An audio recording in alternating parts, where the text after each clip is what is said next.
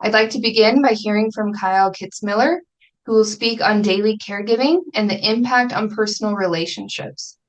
Kyle, please take a moment to introduce yourself and share your connection to Long COVID and ME/CFS, and then follow up with what practical strategies you have implemented to help manage daily care tasks for your wife. Absolutely. And thanks so much for hosting this. I'm really honored to be a part of this. It's so important to talk about caregiving and it's such a central role in a person's recovery is the system around them.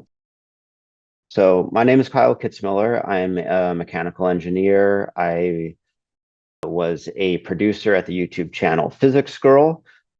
My wife, Diana Cowan, is the host, creator of that YouTube channel, and she fell ill with COVID in summer of 2022, and it rapidly progressed to the severe ME/CFS style of long COVID, and I am now her primary caretaker.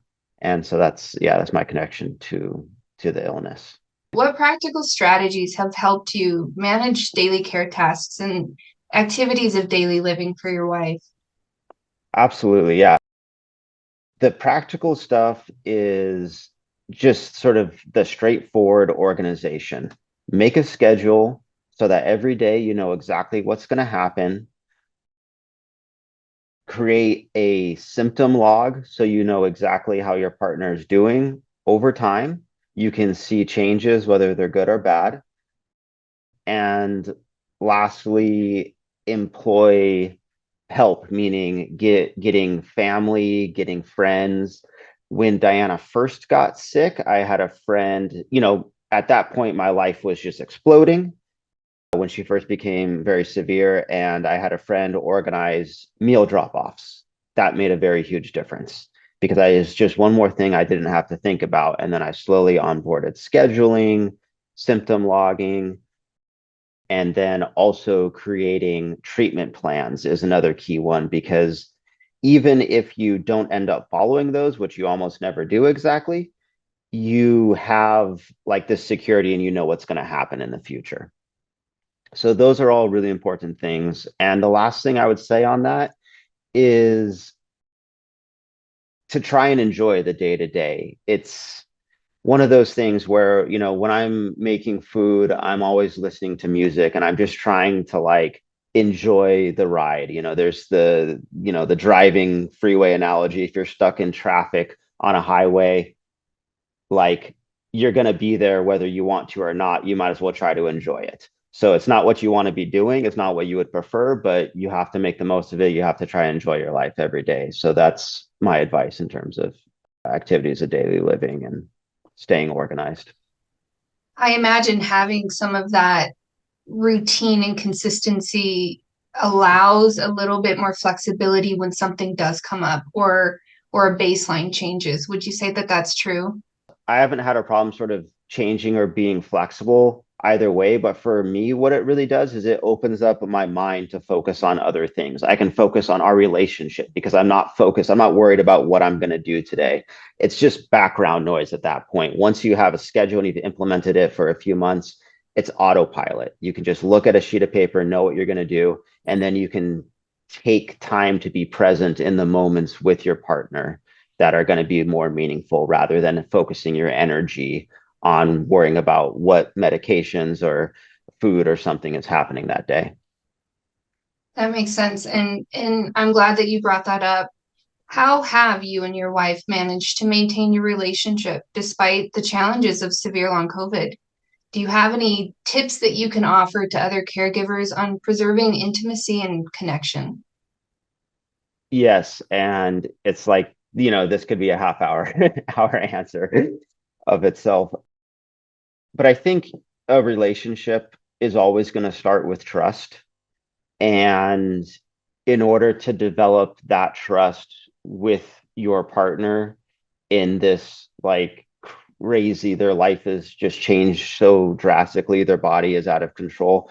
You have to connect with them. You have to ask questions and really try and understand what they're going through in a way that no one else is going to be able to understand, not their doctors, not even other patients, right? You have to just ask questions and really try and understand, and that builds a trust from which the rest of your relationship can then develop. The second point, and I could go off on this because I'm very passionate about it, is that you have to view your relationship outside of the context of societal norms. I call this defining your relationship. We have, relationship escalators in life. That's like, this is what you're supposed to do next. And these are the things you're supposed to do. And you're supposed to get value out of the relationship, and your partner provides some value, and you're supposed to both get the same amount of value according to, some external judgments of what's valuable. And when someone becomes sick, the way that the things that they're able to bring to a relationship are very different. And so you have to start by saying, well, do I love this person? And if I love them, how can we, each get things that we need and not worry about judging the value of those by some external metrics? But it's like, if Diana wants to, like she loves making puns, and that's just like a thing I love, is like leaning into like, all right, let's talk jokes today or whatever. We're just going to make a bunch of puns. And like, I find that very valuable, but it's not like an external metric of like, what is a relationship, And I don't know, you just have to sort of release a lot of the expectations that have been put on what relationships are supposed to be. And it takes a long time to do. But I think at the end, you're going to have a relationship that's just so much more beautiful than even it was before, if you can do that. I love that. Really just giving yourself permission to redefine what that means, right? For you two and for that relationship. It's beautiful. Thank you. So what practical steps have you taken to maintain your own self-care and to nourish your own mental and emotional well-being as a caregiver? The main things I've done is around friends and community. I think for me personally, and it changes for different people, but for me, having active friendships and things to do with friends is how I am revitalized. So in terms of the psychology, I schedule regular hangouts with friends. I think this is important because it means that if I don't want to see somebody, I have to cancel it, right? Whereas if you want to see somebody and you don't have anything scheduled, you have to go through all these steps to schedule something. So I just have, like, with a few different friends, it's every other week we hang out. We'll have a board game night. I'll go to a friend's house another night, whatever it is. And so those are things that are scheduled and they just happen. And then I get Diana's friends involved to come and, visit her when it's appropriate, when she can feel up to it. They'll just come and visit me sometimes. These are, involving as much community and family as you can is, I think, really important. Another key point is to maintain your like levelness, because this disease is full of ups and downs, and it's just it's designed to create anxiety. Is avoid projecting how you're feeling now onto the future. Your partner might be healing, and you might then say, I feel good, and I think that next week I'm going to feel better. And then next week comes along and your partner is crashed and they feel worse than they have in 6 months. And you just flipping between those two things is just devastating. And on the same token, if your partner is feeling ill and you're projecting that sort of despair into the future, you're just going to feel really bad. You're going to be frantically trying to change things, and you can't change things quickly in this disease.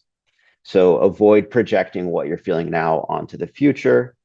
That's really been key for me to just kind of level out the day to day and stay mentally healthy. Really good advice. And I mean, there's a couple quotes in there that I think we need to just pull out and keep on sticky notes for all of us. I Sure. really appreciate your time today, Kyle, and for sharing you and your wife's journey with us. I hope that we will have a little bit of time after we speak to some of the other panelists to get back to some questions. Thank Thanks you. so much.